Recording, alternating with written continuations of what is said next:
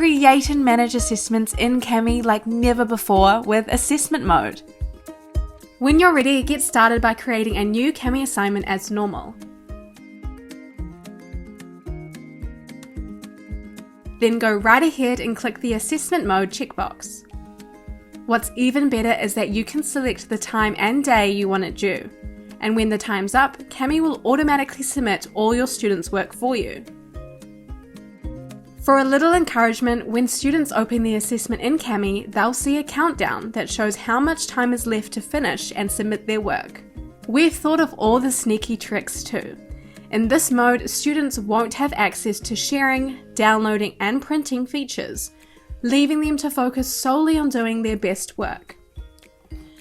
Students can click submit for early hand-in, but once the countdown strikes 0, Kami will automatically do it for them. Once all your assignments are in, grade away in Kami, and simply hit return when you're ready. Choose return all if you want to do it all at once, or return it to the individual student. Students can find their graded work by heading back through their course folder or on their Kami dashboard recents list.